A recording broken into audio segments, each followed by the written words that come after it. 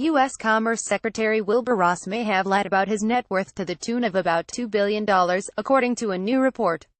Forbes magazine reported that financial disclosure forms filed after Ross' nomination to President Donald Trump's cabinet show Ross has less than $700 million in assets, a big drop from the $3.7 billion he had claimed to be worth, and below the $2.9 billion that Forbes had believed he was worth. After 1 month of digging, Forbes is confident it has found the answer, the report said. That money never existed. It seems clear that Ross lied to us, the latest in an apparent sequence of fibs, exaggerations, omissions, fabrications, and whoppers that have been going on with Forbes since 2004. Read more. Trump Commerce Secretary Wilbur Ross had stake in Putin-linked firm. Business magazine claimed Ross has lied about the more than $2 billion for more than a decade in order to be placed on the Forbes 400 and help bolster his standing in a way that translated into business opportunities. Meanwhile, Ross defended himself, saying he has more than $2 billion in trusts for his family that were not disclosed in those forms prior to becoming Trump's pick for Commerce Secretary. Ross did not immediately respond to Global News' request for comment. Read more. What is the leak and how are wealthy Canadians involved? Trump has himself indicated his preference for billionaires to be in charge of the economy. I love all people, rich or poor, but in those particular positions, I just don't want a poor person, Trump said at a rally in Cedar Rapids, Iowa in June.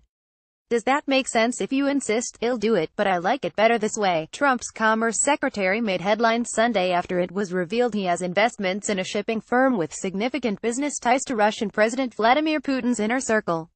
The revelation stemmed from the Paradise Papers, a collection of more than 13 million leaked documents from Appleby, a prominent offshore law firm founded in Bermuda, which has branches in tax havens around the world.